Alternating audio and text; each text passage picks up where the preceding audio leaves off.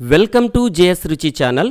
ఈరోజు కర్బూజా జ్యూస్ను సింపుల్గా, రుచిగా, మార్కెట్లో కన్నా టేస్టీగా ఎలా తయారు చేసుకోవాలో తెలుసుకుందాం.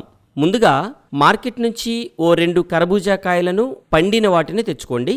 వాటిని ఈ విధంగా తొక్క చెక్కి ఓసారి కడిగి దానిలో ఉన్న గింజలన్నీ బయటికి తీసేసి ఈ విధంగా ముక్కలు కోసుకొని మిక్సీ జార్లో వేసుకుని అందులో జ్యూస్కి సరిపోయినంత పంచదార కూడా వేసుకుని అందులో సరిపోయినన్ని చిక్కటి పాలు పోసుకొని ఓసారి మిక్సీలో ఆ ముక్కలను గ్రైండ్ చేసి ఆ తర్వాత చల్లదనం కోసం ఐస్ క్యూబులను కూడా వేసుకోండి.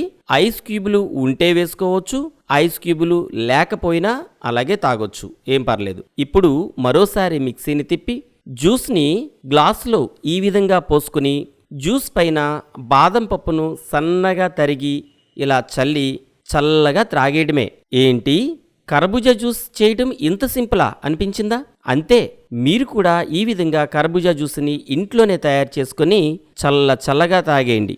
ఒంటికి ఎంతో మంచిది, నోటికి కూడా చాలా రుచిగా ఉంటుంది, కడుపుకు చల్లగా ఉంటుంది. వేసవి కాలంలో కర్బూజా జ్యూస్ తాగడం చాలా మంచిది. ఈ వీడియో మీకు నచ్చితే ఓ లైక్ చేయొచ్చుగా.